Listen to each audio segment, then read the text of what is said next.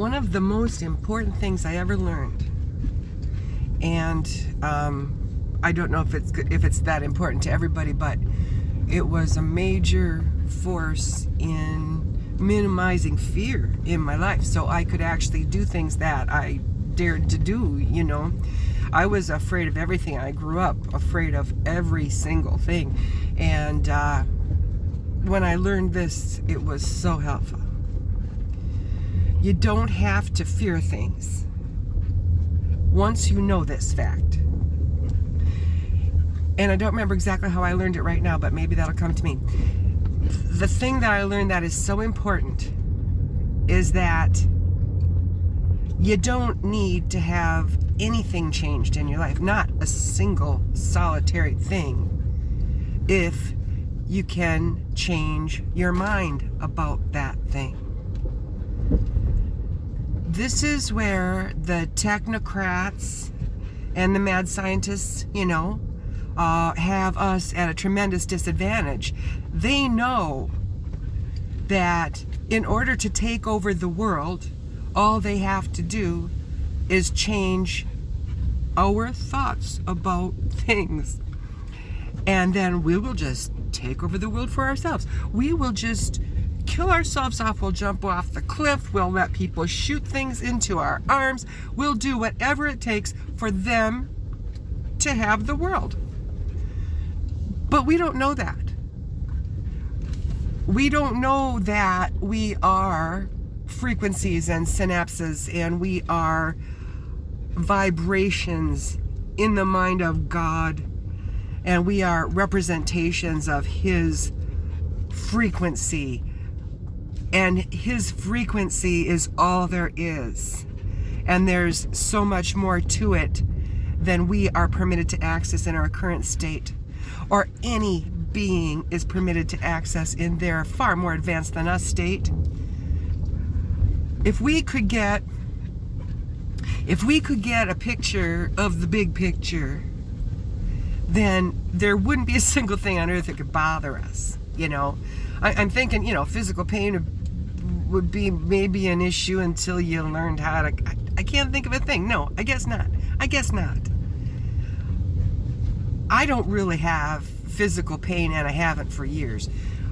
When I was a very small child, I had migraine headaches, and I had stomach issues, and I had irritable bowel for years as a young adult, and even middle age. I had chronic migraines.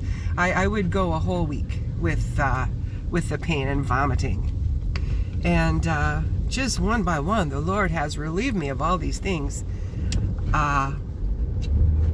making it so much easier to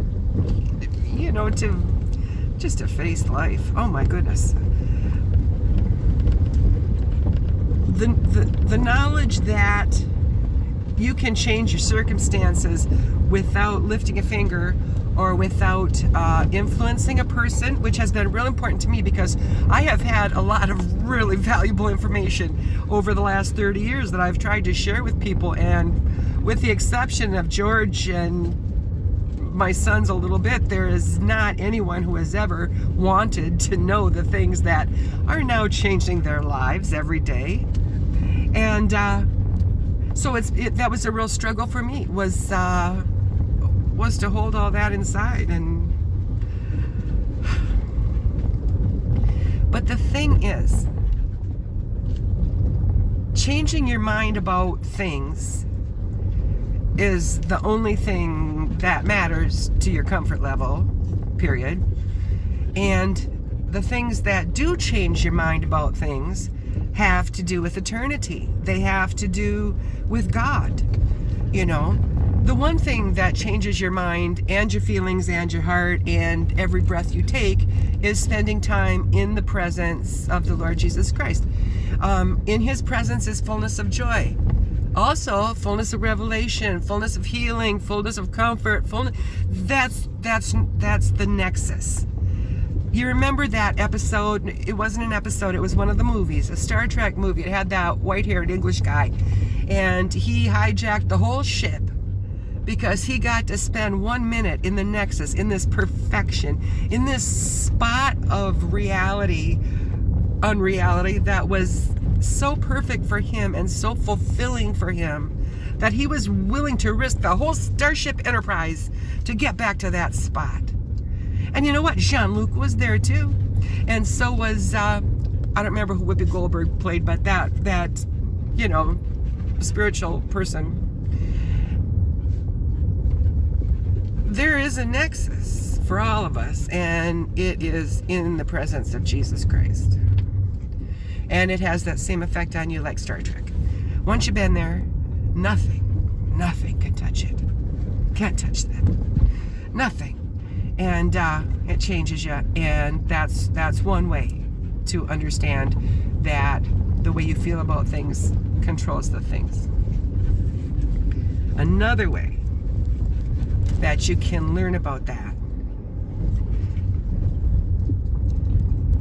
is by asking him, particularly during very confusing times. If you're being gaslighted, let me tell you, this is the question of the day. This is the question of the minute. And the whole government is gaslighting all of us. So this might be an important point at this, point. Ask the Lord to let you see the circumstances through his eyes. Say, Lord, this is just nuts. I don't get it. My dad is saying this. He knows that's not true. I can't. Let me see it through your eyes. Lift me above the circumstances so I am not reacting to things in the physical world which are not real anyway. You told us that. Let me respond to your heart and to your spirit and to your interpretation of events, because, certainly you're the only one who has the plan. None of us have the blueprint. And when I have been able to do that, even as, a trial basis, first timer newbie, the effect has been tremendous.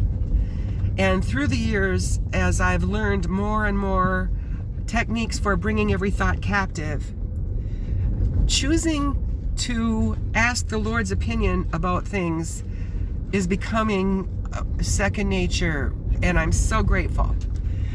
I'm at the point now, I have always had a very difficult time after any kind of encounter with another human being. I would review my behavior to see if I was above reproach, and then I would beat myself up, appropriately. And boy, I've eliminated a lot of that by just going to the Lord and saying, how'd I do? Lift me above it. Let me see it through your eyes. And other than that, I'm not even going to review it. I'm not going to think about it. I'm just handing it off to you. And that is so helpful. When there is an interaction that is confusing and unpleasant, or potentially unpleasant, that's me. I just made pain everywhere. If you say to him, how do you view this? A lot of times you're comforted. Always you're comforted. Always you're comforted if you take it to God. Always. But a lot of times you're even given insight into how things went down, But now, even if I have an interaction and I'm grinning from ear to ear, as I often do when I'm out in the woods, I meet people, I just have the best time. And I want to do this more than I do, but I'm just learning to. I say to the Lord, what is my responsibility with that person? And lift me above that happy interaction and let me see what really took place there in the spirit. And let me be you to that person. And boy, that's such a more comfortable way to live. Let me tell you, this is all fake. All of this is going to burn. He told us that. We know that. But we get so wrapped up in it. Even when we know the right thing to do, we can't make ourselves do it because we're so afraid of these little physical flashes of energy around us that are seriously just the Matrix, just the Matrix. If we ask God to take us above it, he always does it.